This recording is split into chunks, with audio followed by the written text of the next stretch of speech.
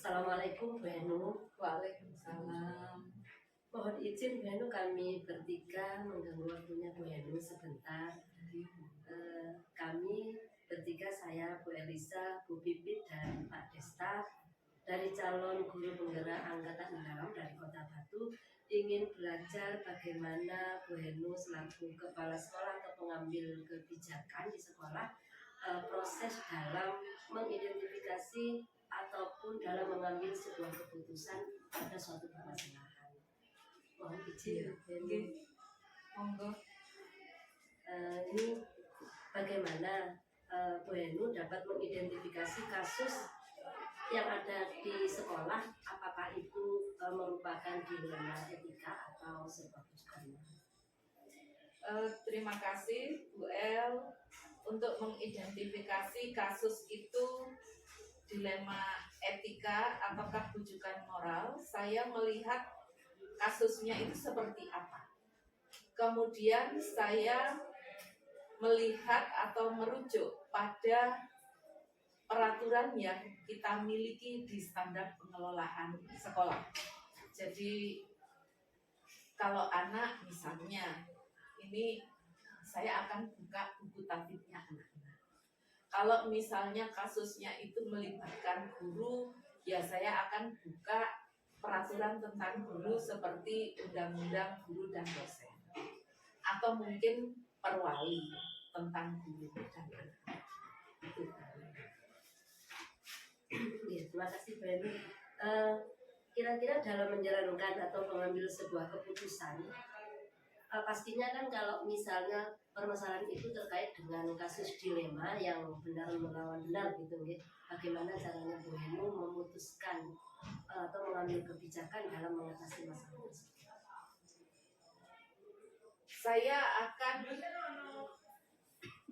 melihat kasus itu secara menyeluruh ya.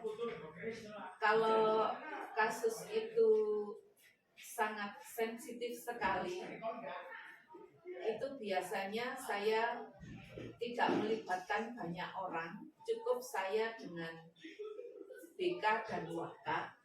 Tapi kalau kasusnya itu tidak sangat sensitif atau biasa saja, ya saya akan melibatkan banyak orang, mulai dari wali kelas, kemudian tatib, kemudian koordinator standar atau staf, BK dan Waka untuk mendiskusikan kira-kira sanksi apa yang cocok atau yang tepat untuk kita ambil. Kemudian dari diskusi itu atau dari berbagai pertimbangan-pertimbangan, bisa jadi kita tidak menerapkan sanksi sesuai yang ada di peraturan, tapi sanksi yang kita berikan itu sesuai kesepakatan bersama dengan staf dan sesuai dengan kebijakan yang sekiranya win-win solution. Misal, ketika anak kelas 9 melakukan pelanggaran berat, padahal sebentar lagi itu sudah ujian sekolah, kurang 2 bulan atau 1 bulan ini sudah ujian sekolah. Seandainya anak ini kita lihat dari berbagai sudut, mulai dari tingkat masalah atau pelanggarannya, kemudian kita lihat dari background keluarga si anak, kemudian kita juga lihat dari faktor ekonomi di keluarga anak itu, maka kami akan mempertimbangkan berbagai hal, terbaiklah yang kita ambil. Misal kalau anak itu sesuai aturan kita keluarkan, tapi dari sisi faktor ekonomi dia anak orang tidak mampu dan berpeluang untuk tidak melanjutkan sekolah, tentu ini bertentangan dengan perwali wajib belajar, sehingga kita tidak mendukung perwali itu. Maka anak ini kita berikan sanksi lain yang mendidik. Yang penting anak ini mau berubah menjadi baik dan bisa menyelesaikan sekolahnya. Tentu ya pertimbangan ini diambil dari berbagai berbagai masukan dan berbagai pertimbangan yang win-win solution begitulah. Ya, berarti artinya ada prosedur atau langkah musyawarah dulu gitu, atau diskusi dengan beberapa guru terkait atau yang terkait dengan masalah tersebut. Ya, betul. Memang ada beberapa tahapan yang harus kita lalui. Yang pertama tentu kita konfirmasi permasalahan itu dengan yang bersangkutan. Artinya dengan siswa atau guru yang bersangkutan. Kemudian kita diskusikan dengan tatib dan BK. Kemudian kita panggil orang tua untuk konfirmasi permasalahan dengan orang tua. Kemudian kalau seluruh data sudah kami miliki, maka untuk mengambil keputusan itu kita bicarakan dengan staf. Baru kita ambil keputusan bersama, kemudian orang tua kita undang lagi untuk menyampaikan keputusan. Mungkin berikutnya Bu Titi. Baik, Bu Enu melanjutkan dari Bu Elisa. Nah, dalam proses pengambilan keputusan itu menurut Bu Enu selama ini yang sudah dilakukan, apa yang sekiranya dinilai efektif? Jadi kira-kira hal-hal apa sih yang dianggap efektif dalam pengambilan keputusan, terutama dalam kasus dilema etika? Menurut saya, pengambilan keputusan itu kita bicarakan bersama dengan staf, dengan pihak-pihak yang terlibat. Ini akan lebih memudahkan sehingga semua itu bisa legowo menerima keputusan daripada jika kita ambil keputusan secara sepihak. Menurut saya sisi efektifnya di musyawarah itu tadi. Ya baik, berarti musyawarah dengan berbagai unsur termasuk guru, mungkin juga staf kepala sekolah itu mempengaruhi begitu ya, mempengaruhi pengambilan keputusan. Baik, selanjutnya kira-kira dalam mengambil keputusan itu tantangannya apa saja sih Bu yang dihadapi gitu? Ya, tantangannya adalah memberikan pemahaman yang sama kepada Bapak Ibu guru atau staf. Karena dalam satu kasus itu pasti ada guru yang pro dengan aturan saklek, tapi ada juga guru yang tidak saklek pada aturan karena harus mempertimbangkan berbagai aspek yang terkait. Misalnya kondisi anak, kondisi rumah tangga di lingkungan anak itu dari keluarga utuh, dari keluarga broken, ataukah dari keluarga tidak mampu, kemudian dari pola asuh juga. Ini semuanya kita pertimbangkan. Kemudian kalau misalnya kita itu mengalami deadlock atau masih bingung ya untuk ambil keputusan, yang saya lakukan adalah konsultasi kepada dinas pendidikan. Dalam hal ini ke Kabid dan kepala dinas. Termasuk juga saya berkonsultasi dengan ahli. Ahli di sini saya konsultasi dengan psikolog, juga menghubungi atau berkonsultasi dengan puspaga. Kalau misalkan kasus itu melibatkan tindak kriminal, maka saya akan konsultasi dengan Babinsa atau Polsek terdekat ya, ke Polsek Bumiaji, sehingga ketika kita ambil keputusan itu sudah matang atau kuat dan pede begitulah. Ya, artinya keputusan itu tidak artinya tidak secara sepihak begitu ya. Ya, bersama-sama saling memberi keuntungan kedua belah pihak gitu ya. Betul ya. Bu Henu, selanjutnya ketika menyelesaikan sebuah permasalahan itu apakah Ibu ada jadwal tertentu atau prosesnya seperti apa? Ya, saya punya target sendiri. Misalkan hari ini kita mendapat info bahwa si A berkasus, maka saya sudah punya reng-rengan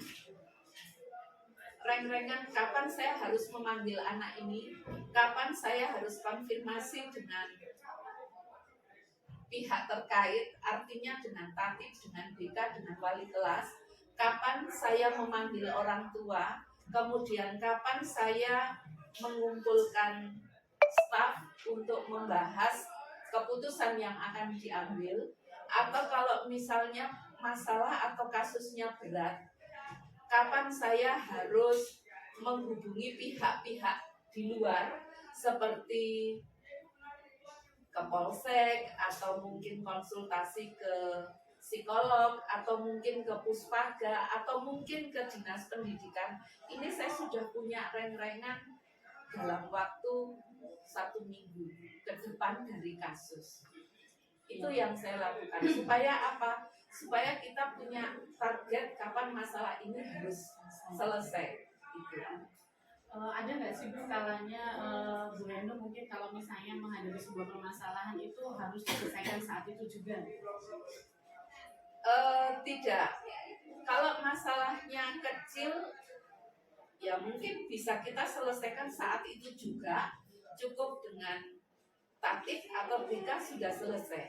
Tapi kalau masalahnya besar dan ini melibatkan banyak pihak, atau mungkin saya melihat bahwa pelaku anak yang berkasus ini kok sepertinya butuh penanganan lebih lanjut, maka saya butuh waktu lebih panjang untuk menyelesaikan. Misalnya, ternyata anak ini kalau saya lihat dari pengamatan saya, dari diskusi atau konfirmasi saya berbincang-bincang dengan anak itu kok sepertinya anak ini butuh penanganan lebih lanjut, maka saya akan menghubungi psikolog supaya penanganannya itu bisa tuntas gitu. Jadi itu tergantung kasusnya bisa kita selesaikan hari itu juga ataukah butuh waktu 2 hari, 3 hari atau mungkin bahkan 1 minggu. Itu tergantung kasus dan tergantung kondisi anak atau guru yang sedang itu. Terima kasih Bu Endo. Selanjutnya di Pak Desta. Ini menarik sekali tentang faktor-faktor tadi. Kalau tadi Bu Endo sudah menjelaskan tantangan-tantangannya tadi, apakah ada ini faktor pendukung atau yang membantu Bu Endo dalam mengambil keputusan itu tadi? Yang jelas keputusan itu harus saya ambil, baik buruk, pahit, manis itu kan harus saya ambil. Ada yang pro, ada yang kontra, itu tetap harus saya ambil. Tentu dalam pengambilan keputusan itu saya harus berpikir masak-masak, berpikir matang, terutama dalam hal data dan juga dengan kemaslahatannya. Kira-kira kedepannya itu dampak positif negatifnya itu harus kita perhitungkan betul. Tentu ya kita ambil keputusan itu dengan cari yang win-win solution. Nah, selain meminta pendapat dari staf, Bapak Ibu guru yang terkait, ya salah satu yang membantu saya ambil keputusan adalah hasil konsultasi saya dengan pihak-pihak yang lebih berkompeten, baik itu psikolog maupun konsultasi dengan dinas pendidikan atau dengan polsek misalnya atau puspaga. Itu yang saya lakukan. Pengawas juga itu, sehingga kalau terjadi apa-apa itu dari keputusan yang kita ambil itu ada yang membackup kita, ada yang membantu kita. Jadi kalau kasusnya itu sekiranya itu besar dan berdampak luas, ini saya menyampaikan kasus itu ke pengawas dan dinas pendidikan selaku atasan.